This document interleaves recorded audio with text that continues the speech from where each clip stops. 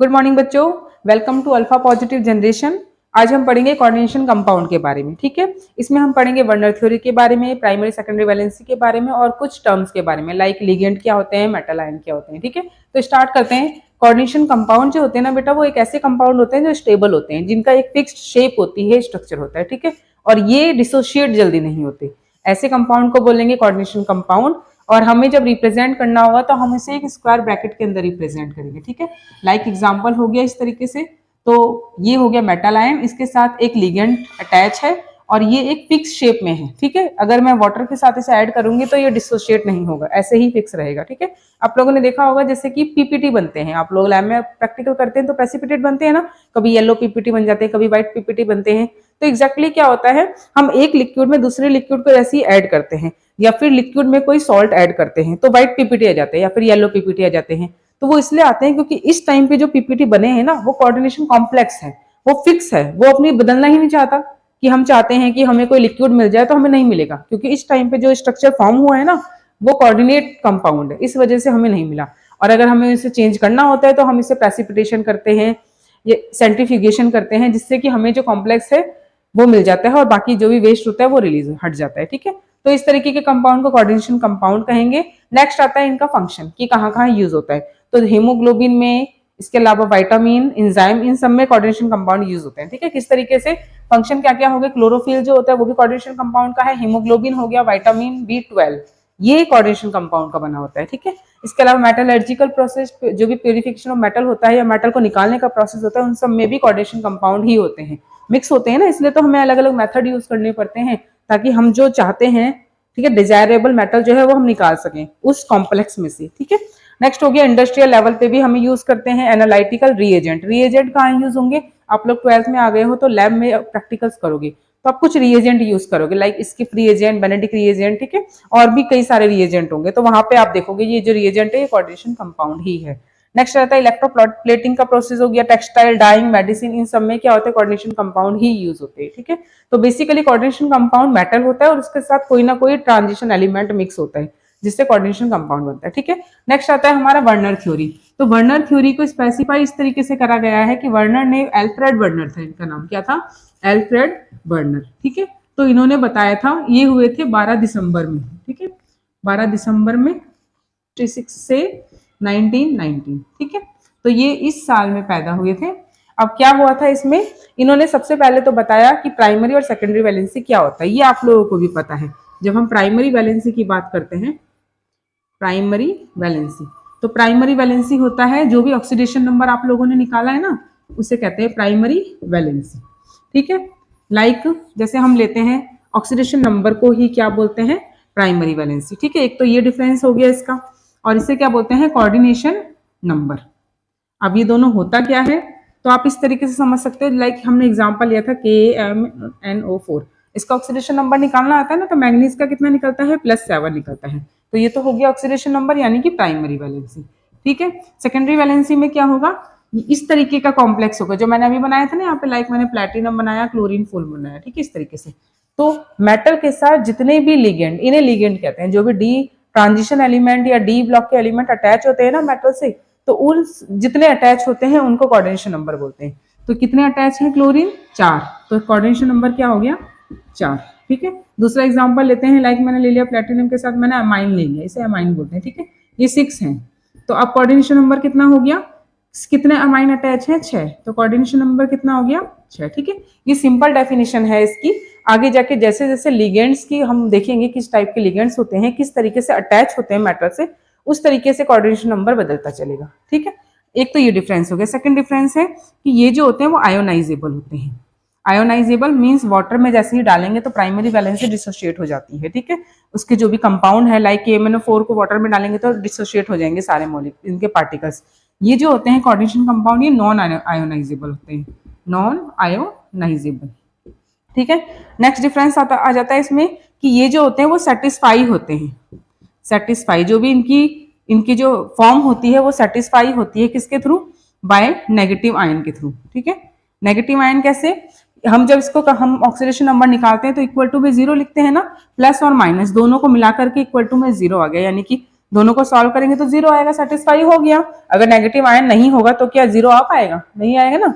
तो ये जो इसकी जो वैलेंसी होती है वो सेटिस्फाई होती है बाय नेगेटिव आयन, ठीक है। तो ऐसे लिख सकते हो वैलेंसी इज सेटिस्फाई, ठीक है। इसमें क्या होता है, इसकी जो वैलेंसी होती है वो सेटिस्फाई होगी किसके थ्रू? सेटिस्फाई। इसकी जो वैलेंसी होती है वो सेटिस्फाई होती है नेगेटिव आयन के थ्रू भी और साथ के साथ न्यूट्रल आयन के थ्रू, ठीक है। दो होते हैं न्यूट्रल आयन। इसकी वैलेंसी होगी नेगेटिव आयन के थ्रू, इसकी वैलेंसी नेगेटिव और न्यूट्रल दोनों आयन से सेटिस्फाई हो जाती है। नेक्स्ट आ जाता है डिफरेंस इसमें, इसकी जो होती है नॉट पर्टिकुलर स्ट्रक्चर, ठीक है। नॉट पर्टिकुलर या फिर स्पेसिफिक स्ट्रक्चर। स्पेसिफिक स्ट्रक्चर जो होता है नहीं होता, इसमें स्पेसिफिक स्ट्रक्चर होता है, ठीक है। तो लिख सकते हो हैविंग स्पेशल या फिर स्पेसिफिक स्ट्रक्चर। किसमें? कोऑर्डिनेशन कंपाउंड में। तभी तो होता है लाइक Cl4, तो कोऑर्डिनेशन नंबर इसका 4 और 4 किसका होता है? 4 हो गया स्क्वायर प्लेनर भी हो सकता है, टेट्राहेड्रल भी हो सकता है। तो एक स्ट्रक्चर जो है स्पेसिफिक हो गया ना, 6 हो गया तो वो ऑक्टाहेड्रल होता है, वो भी एक स्पेसिफिक है। लेकिन इसमें हमें नहीं हम आइडेंटिफाई कर पाते कि इसकी जो शेप है या स्ट्रक्चर है वो किस तरीके की है, ठीक है। तो ये हो गया आप लोगों का अल्फ्रेड वर्नर्स का थ्योरी। इसके बाद की 2 थ्योरी और है, valence bond theory, crystal field theory, ये हम नेक्स्ट आगे की क्लासेस में करेंगे। अब कुछ टर्म्स हैं बेटा इस चैप्टर के, लाइक कोऑर्डिनेशन एंटिटी। तो कोऑर्डिनेशन एंटिटी बोल सकते हो या फिर कॉम्प्लेक्स बोल सकते हो, दोनों का मतलब एक ही होता है, ठीक है। कोऑर्डिनेशन कॉम्प्लेक्स मींस कंपाउंड, उसकी बात हो रही है। कंपाउंड कौन कौन से हो गए? लाइक प्लेटिनम हो गया Cl4, जैसा कि हमने पहले एग्जांपल लिया है, ठीक है। या हो सकता है आपका आयरन के साथ हो सकता है साइनाइड, ठीक है। तो इस तरीके के कंपाउंड होंगे जिन्हें कहेंगे कॉम्प्लेक्स कंपाउंड या कॉम्प्लेक्स एंटिटी कोऑर्डिनेशन। नेक्स्ट हो गया आपका सेंट्रल एटम। तो जब हमने ये कंपाउंड लिया तो इसमें जो सबसे पहला वाला जो होता है ना वही सेंट्रल एटम होता है, उससे अटैच होते हैं लिगेंड्स, ठीक है। तो जो सेंट्रल एटम हो गया या आयन हो गया वो इसकी बात करते हैं, इस मेटल आयन की, ठीक है। नेक्स्ट सेंट्रल एटम भी बोल सकते हैं, इसे मेटल आयन भी बोल सकते हैं, मेटल आयन, ठीक है। इसी से अटैच होते हैं लिगेंड। तो मेटल आयन यहाँ पे हो गए और इसके साथ जो भी अटैच होते हैं वो हो गया लिगेंड्स, ठीक है। नेक्स्ट आता है लिगेंड्स क्या होते हैं। तो लिगेंड्स होते हैं जो अपने इलेक्ट्रॉन्स बोलो या लोन पेयर बोलो वो डोनेट करते हैं मेटल को, ठीक है। तो लिगेंड्स कौन होते हैं? जो अपने इलेक्ट्रॉन्स पेयर जो होते हैं उन्हें क्या करते हैं? डोनेट करते हैं, किसे? मेटल को, ठीक है। अब ये इसे डोनेट करते हैं तो डोनेट करने वाले क्या बन गए? ये बन गए लुईस बेस, ठीक है। और ये एक्सेप्ट करता है तो क्या बन गया? ये लुईस एसिड, ठीक है। नेक्स्ट आ जाता है आपका लिगेंड्स कई तरीके के होते हैं, ठीक है। लिगेंड सबसे पहले हो गए यूनिडेंटेड। यूनिडेंटेड मीन्स वो लिगेंड जो एक ही तरफ से मेटल के साथ अटैच हो सकते हैं, ठीक है। लाइक क्लोरीन हो गया, एमाइन हो गया, ठीक है, ब्रोमीन हो गया, वाटर हो गया, ये सारे इसमें आ जाते हैं यूनिडेंटेड। सेकेंड आता है बाइडेंटेड, ठीक है। तो बाइडेंटेड क्या होगा? वो सारे लिगेंड्स जिनमें 2 साइट होती है मेटल के साथ अटैच होने की। इट मीन्स मेटल में अगर 4 जगह है तो एक लिगेंड 2 जगह ले सकता है, ठीक है। तो किस तरीके से हो सकता है? बाइडेंटेड का एग्जांपल हो गया आपका इन को क्या बोलते हैं? इथाइलिन डाइएमाइन, ये हो सकता है। या फिर आपका ऑक्सिलेट हो सकता है, ठीक है। ऑक्सिलेट क्या हो गया? C2O4 2 नेगेटिव, इस तरीके का। तो ये हो गए जो ऑक्जेलिक एसिड होता है ना उसी से बना होता है बाइडेंटेड। तीसरा हो जाता है पॉलीडेंटेड। अब पॉलीडेंटेड में क्या होते हैं? जो 2 या 2 से ज्यादा होंगे ना लिगेंड्स की साइट, उन्हें बोलते हैं पॉलीडेंटेड। यानी कि इसमें ट्राई वाले भी आ सकते हैं, टेट्रा वाले भी आ सकते हैं, ठीक है। तो इनका जो पॉलीडेंटेड है इसका एग्जांपल हो जाता है एडिटा, EDTA, जो किससे बना होता है? इन से ही बना होता है, ई है, ठीक है, इसी से बना होता है। बस नाम क्या हो जाता है इसका? इथाइलिन डाइएमाइन, उसके बाद टी से टेट्रा और ए से एसीटेट, ठीक है, एसीटेट। तो इसमें बेसिकली इथाइलिन होता है, डाइएमाइन, एमाइंस के 2 होते हैं, टेट्रा एसीटेट जो होते हैं, एसिटिक एसिड होता है ना उसी से बनता है एसीटेट, वो 4 होते हैं। इस तरीके के कंपाउंड होते हैं, वो होगा पॉलीडेंटेड में।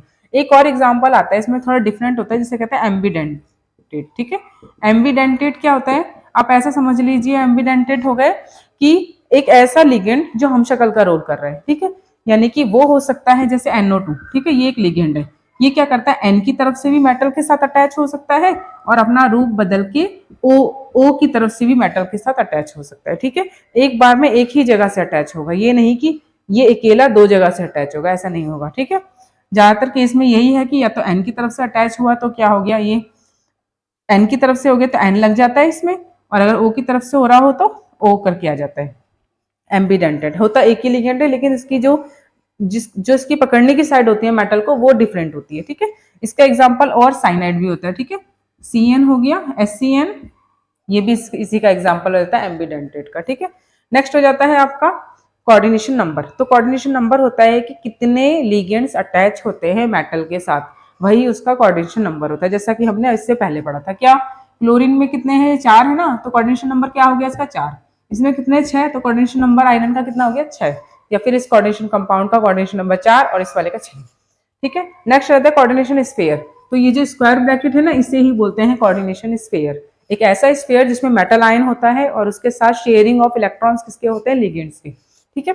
नेक्स्ट आ जाता है आपका कोऑर्डिनेशन पॉलीहेड्रॉन। तो पॉलीहेड्रॉन होता है कि जो कोऑर्डिनेशन कंपाउंड है ना वो इस तरीके से अटैच हैं कि वो कोई ना कोई स्ट्रक्चर या शेप बना रहे हैं, ठीक है। कैसे शेप कौन कौन सी पड़ी है हमने, लाइक 4 जो लिगेंड्स अटैच होते हैं तो हम शेप बना देते हैं टेट्राहेड्रल, ठीक है। जैसे एग्जांपल लेते हैं, एक आयरन ले लिया, आयरन के साथ हमने वाटर ले लिया, ठीक है, 6 ले लिया। जैसे अब क्या हुआ, 6 है तो 6 का ऐसे हो सकता है ना, आयरन के साथ हो गए वाटर 6, H2O, यहाँ पर भी H2O, यहाँ पर भी H2O, यहाँ पर भी H2O, और साथ में क्लोरीन, ये H2O, ठीक है, इस तरीके से। तो इस तरीके की जो शेप आ रही है ऐसे, तो ये शेप होती है ऑक्टाहेड्रल शेप, ठीक है। तो ये कोऑर्डिनेशन पॉलीहेड्रॉन हो गए कि एक कोऑर्डिनेशन कंपाउंड जो एक स्पेसिफिक शेप दे रहा है, ठीक है, अपने लिगेंड्स और मेटल आयन की हेल्प से। नेक्स्ट जाता है ऑक्सीडेशन नंबर। ऑक्सीडेशन नंबर निकालना हमने अभी देखा था कैसे निकालते हैं, ठीक है। अगर इसका ऑक्सीडेशन नंबर निकालना है तो आयरन का रखेंगे x, प्लस में वाटर का हो जाता है 0, ठीक है। हम नेक्स्ट क्लास में पढ़ेंगे वाटर का 0 क्यों होता है, तो वो हो जाता है 0, आगे इक्वल टू में लगा के कोई चार्ज अगर होता है तो उस चार्ज को आगे लिखते हैं। तो इस तरीके से हम ऑक्सीडेशन नंबर निकालना सीखते हैं। ये भी नेक्स्ट क्लास में पढ़ेंगे, जब आईयूपीएस नेमिंग करेंगे ना उस टाइम पर ऑक्सीडेशन नंबर निकालना सीखेंगे, ठीक है। नेक्स्ट आ जाता है आपका होमोलैप्टिक और हेट्रोलैप्टिक। तो इसको बेटा जरा ध्यान से देखो, जब मैंने इसको देखा तो मुझे पता चला कि मेटल आयन है और मेटल आयन के साथ एक लिगेंड लगा हुआ है, और वो लिगेंड क्या है, वाटर, और 6 वाटर लगे हैं। एक ये हो गया, दूसरा मैं लेती हूँ आयरन के साथ, मैंने क्या करे, वाटर लगा दिए 4 और क्लोरीन लगा दिए 2, ठीक है। तो अगर एक ही तरह का सेम लिगेंड, ठीक है, अगर सेम लिगेंड प्रेजेंट होता है किसी मेटल आयन के साथ तो उसको बोलते हैं होमोलैप्टिक, सेम। और अगर डिफरेंट डिफरेंट लिगेंड्स प्रेजेंट होते हैं या अपने इलेक्ट्रॉन शेयर कर रहे हैं मेटल के साथ तो उसे बोलते हैं हेट्रोलैप्टिक कॉम्प्लेक्स, ठीक है, हेट्रोलैप्टिक कॉम्प्लेक्स, ठीक है बेटा। ये हो गए कुछ टर्म्स।